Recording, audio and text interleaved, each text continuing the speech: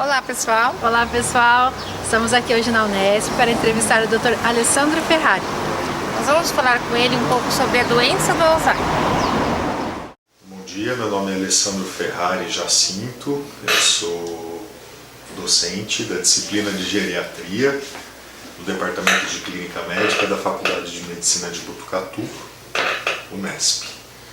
E eu estou aqui na disciplina há 4 anos. Então, doutor, você pode nos contar um pouco mais sobre a história do mal de Alzheimer? Se usa mais o termo doença de Alzheimer, né? No início do século XX, um médico alemão chamado Alois Alzheimer verificou em uma paciente, né, que não era tão idosa assim, um quadro de esquecimento inicialmente, né, seguido depois de outras alterações em outras áreas da cognição e alteração comportamental também. E ele achou interessante esse quadro, né? Talvez ele nunca tenha visto algo dessa forma. E depois que ela faleceu rapidamente, não foi tão longo o processo de doença dela, né? Ele foi estudar o cérebro dela, né? E quando ele foi estudar o cérebro dela, ele identificou algumas alterações que ele chamou de placas beta-amiloides, né? E de emaranhados neurofibrilares. Essas placas com a proteína beta-amiloide ele identificou como placas senis, né?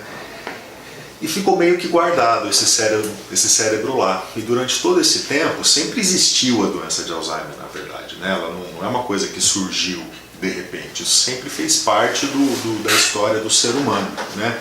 Só que antigamente, quando os idosos começavam a ter esse quadro do Alzheimer, as pessoas achavam que era simplesmente senilidade, né? Então é senilidade, às vezes usava a palavra caducou, né?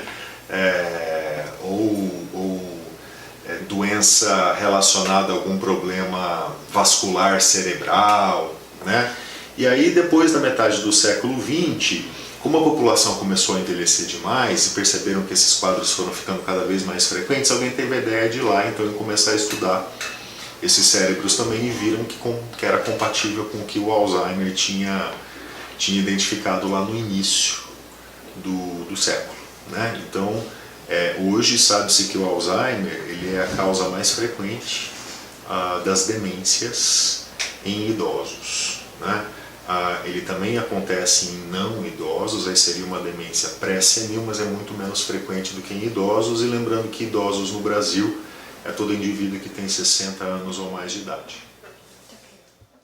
Primeiros sinais da doença que a família possa vir a identificar e os exames necessários para uma obtenção do diagnóstico da doença. O primeiro sinal do Alzheimer sempre é esquecimento de fatos recentes, ou seja, ele não retém mais informações novas, né? O que é informação nova?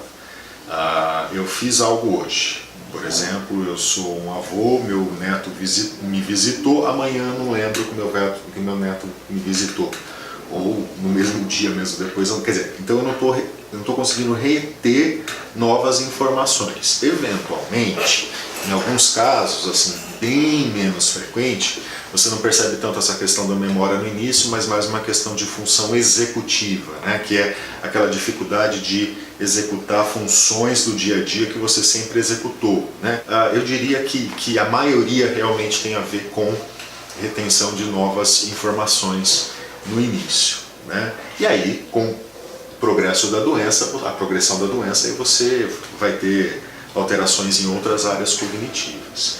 Agora, em relação a exame, quando isso começar a acontecer, você tem que procurar um profissional, né?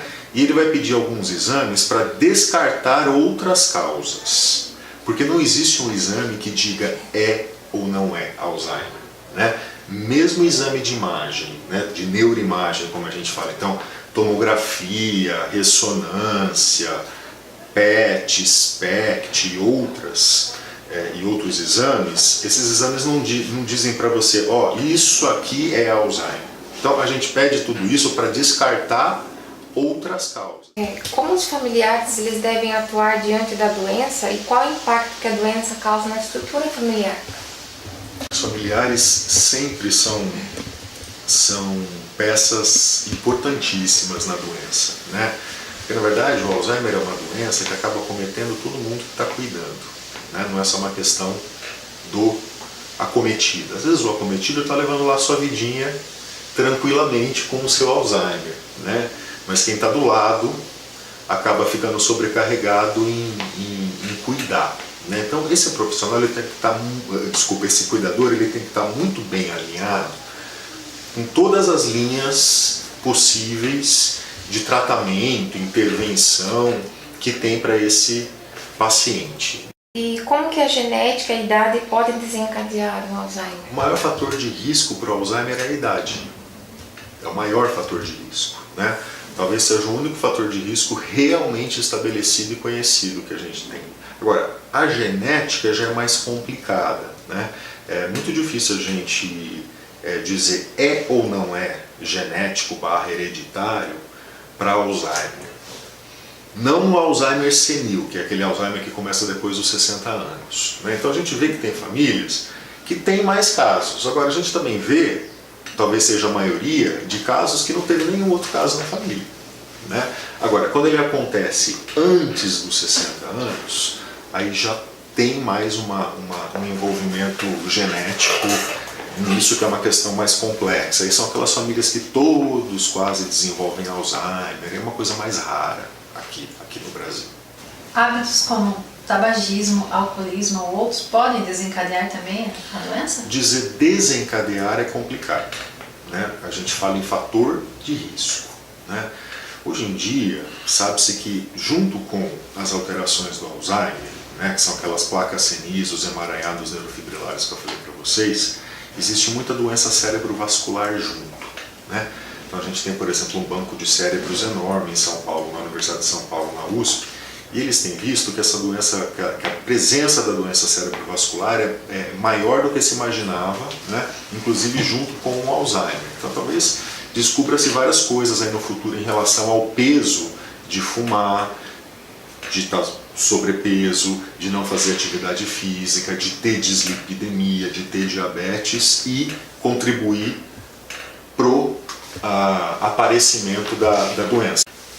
E é possível retardar os efeitos da doença através de medicamentos ou alguns hábitos específicos? Nós temos medicamentos que a premissa é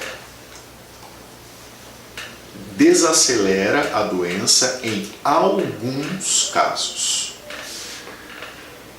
Na prática clínica a gente vê que isso não é tão frequente, mas os medicamentos existem. Então é por isso que a gente fala que o tratamento ou a detecção precoce vale a pena, porque nós temos essas medicações para tentar desacelerar o processo.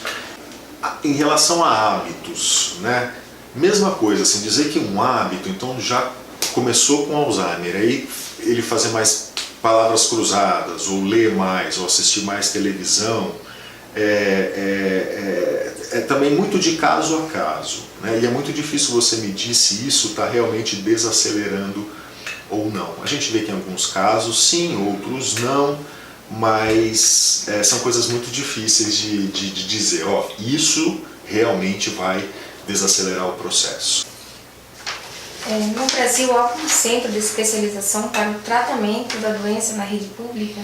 Olha, há vários centros. Por exemplo, aqui na nossa faculdade, na Faculdade de Medicina de Botucatu, nós temos ambulatórios, né, para o tratamento de demências, entre elas a demência da doença de Alzheimer, né? Geralmente você tem em hospitais universitários, né, por exemplo, na USP, na Unicamp, aqui na Unesp, na UFRJ no Rio de Janeiro, na Federal do Rio Grande do Sul, você tem. Agora, dizer que tem um grande centro para tratamento, não.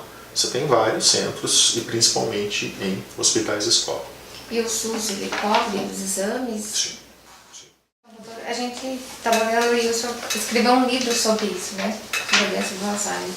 E lendo com os tópicos dos livros, a gente percebeu que o senhor conta sobre uma paciente que tinha comprado maçãs, né? Então, e a gente vê muitas vezes a família, ela assusta, né? Porque é um caso novo. Assim como ele fala que o marido acho que ficou assustado, chegou até a perguntar para a vizinha, né, o que estava acontecendo. Então, fica difícil para a família estar nesse sentido, né? O acompanhamento da família, o paciente chega a ficar internado ou ele faz o tratamento mesmo de longe? Depende da família, né? Tem família que depende de conceitos da família. Então, chega uma hora, por exemplo, que a família fala, não aguento mais, não tenho mais como. Mas ao mesmo tempo não quero colocar numa instituição de longa permanência. Por quê? Por causa da minha religião, por causa dos meus princípios, por causa de várias outras coisas. Tem família que já é mais bem resolvida nesse sentido, quer dizer, chegou uma hora que não consigo mais, porque está atrapalhando todo o andamento da casa, por exemplo, né? Eu não estou mais conseguindo, eu estou precisando contratar outras pessoas para cuidar, não tenho dinheiro para contratar, você entendeu? Então você vê de tudo, não tem uma regra, né? Então dizer também que o tratamento, aspas, né, é melhor se ele estiver numa instituição do que em casa, não tem essa resposta, depende de onde ele puder ser melhor cuidado, é um local adequado para ele estar, né? Então seria nesse sentido. Qual seria o último estágio, doutor, dessa doença? Total dependência, né? Então quando chega no estágio em que ele depende para tomar banho, para comer, para se locomover, para se vestir, é o estágio final. Né? Alguns nesse estágio final ficam acamados, outros não, né? Eu também não tenho uma regra. Então tem alguns casos que quando estão muito avançados começa a ter um certo acometimento motor e acaba ficando acamado. Aí tem uma pneumonia, pior ainda mais. Aí tem uma infecção urinária, pior ainda mais. Aí começa a desenvolver, por exemplo, lesões por pressão na pele, né? Então dizer que tem uma característica de estágio final não tem. O estágio final seria total dependência para todas as atividades instrumentais e básicas de vida diária. Tem um tempo assim, doutor Sérgio? Anos? Média, 10 anos, 12 anos, né? Mas eu já vi casos de 20 anos, como eu já vi casos de em 5 anos já está na fase avançada, então é multifatorial. Sim, doutor. Falar ao celular poderia melhorar a memória e combater o Alzheimer.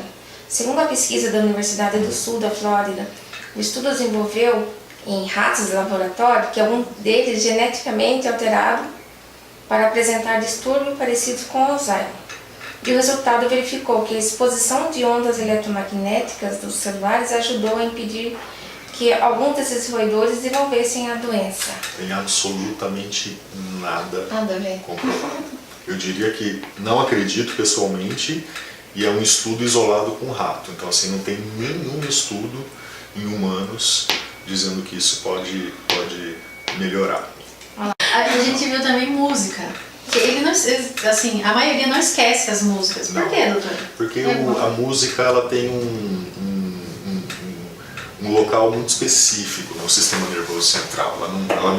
Ela não é armazenada da mesma maneira que os fatos são armazenados, né? Tipo aquele do neto que eu vi em casa. Então ela tem um modo de ser armazenada muito específico e que fica. Quero agradecer a vocês, obrigado pela... Nós que agradecemos, doutor. E estamos à disposição. Sim, obrigada. Em nome das meninas que estão fazendo o trabalho com nós agradecemos, doutor. Obrigado pela gentileza, o tempo todo ficou disposto, estava nos ajudando. E, assim, a gente fez um folder, e no folder a gente está colocando sobre o livro, né? Perfeito. Um livro Bom, que a obrigado. gente leu e percebeu que ele tem muitas informações que seria excelente para a família. Foi legal, né? Porque são fatos reais que a gente coletou e vai explicando em cima, né, dos casos. Então eu claro, é cria minha, né? Mas eu gostei. Muito bom. Parabéns, doutor. Obrigada. Obrigado. Muito obrigada.